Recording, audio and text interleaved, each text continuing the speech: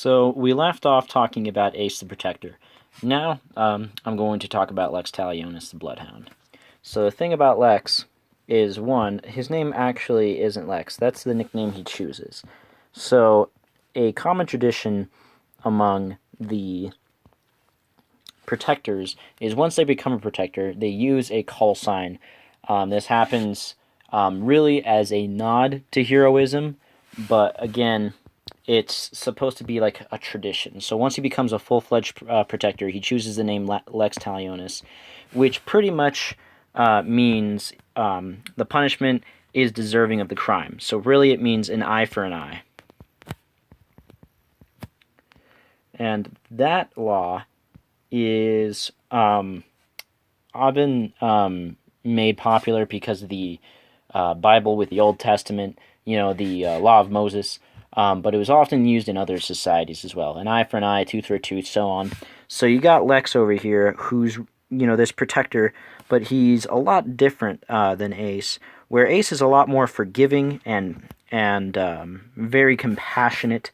You got Lex over here, who's very tough, very hard on people. Again, the way he becomes a protector is also very important to the story. So we're going to go over that in a minute. So the way Lex really becomes a protector is he was first a vigilante. He really went around doing his own thing until he was actually caught. Ace and his group actually caught Lex when he was just a civilian and brought him in for charges of murder. So whereas we have Ace being very passive and non-lethal, we have Lex being very violent and aggressive.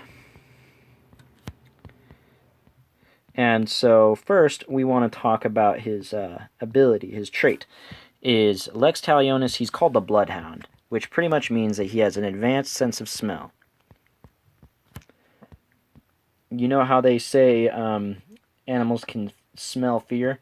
Well, he actually can, and he can smell it linger on you. So especially if you're let's say like a villain, where you capitalize on, of course, making people afraid of you and terrorizing them, you will have the pheromone of fear linger around you. So for Lex, he actually capitalizes this. He uses the fear tracing pheromone that he has as his ability to find people. And again, really deal out his form of justice. Again, the whole thing about Lex is he is a vigilante mind, and he was only captured because he went too far. He actually murdered a man. And of course, if his belief is an eye for an eye, a tooth for a tooth, then that means the person that he killed must have been a murderer. So the idea of him being able to trace fear is that he pretty much set up a network of finding not just villains, but just finding evil people. Is that he was able to see that if a person was coated with the scent of fear, either they were the ones causing the fear or they were the afraid ones. Either way, if someone's afraid all that time, then that means crime is happening. So he would find people very frequently. And again, the riot gear is supposed to be very similar, except for him, he's a little bit more violent and aggressive, so he'll have a more specialized, really, suit.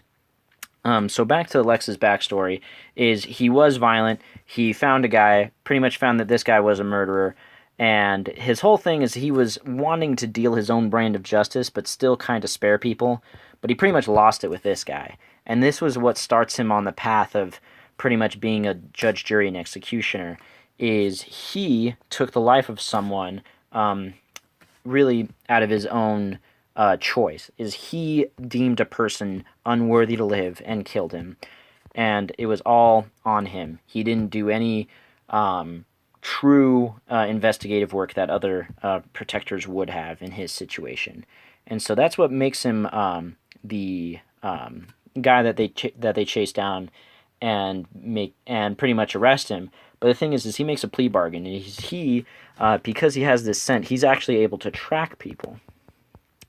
And so, once he locks down on a person's scent, he can find them anywhere he goes.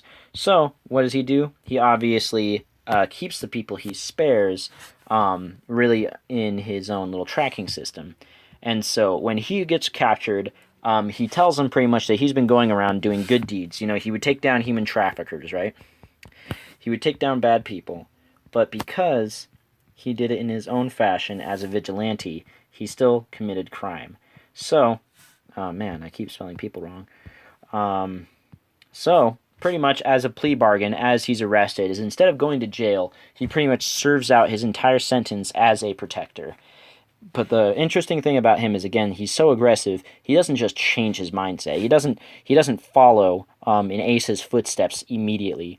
They actually come really in sort of a conflict of interest. Is Lex believes in the confrontation style, whereas Ace is much more of the forgiving, let's understand them sort of situation. So that's the thing that makes them an interesting duo, is that they will not see eye to eye. They will have constant conflicts. This is not the NCIS type buddy cop thing where everyone's all friendly and happy. Ace sees the purpose in him, and so that's the cool thing about Ace is Ace showcases his own personal character by sparing him and pretty much saying, yo, we'll get you out of prison if you help us. But then, of course, you're seeing Lex be very ungrateful of that because he sees his own personal value system as more important than the law itself. And so he really sees himself as above the law, which makes him very incompatible as a protector. So instead of him being this eager, young, fresh-faced recruit who has all these amazing adventures, rather, it's him trying to pretty much keep doing what he did as a vigilante, but now that he's a protector, he feels like that he's now free to do it. But that's where Ace pretty much says, well, that's where you're wrong, kid, you know? And so they will have plenty of conflict going on. And the best thing about this is how the story sets up is you see Ace and Lex have these very different viewpoints, but because they're still fighting for a better cause, they're able to overcome this. And that is going to be the pairing and the duality of Lex and Ace as really this sort of buddy cop, not really buddy cop because they're not buddies, in Gifted.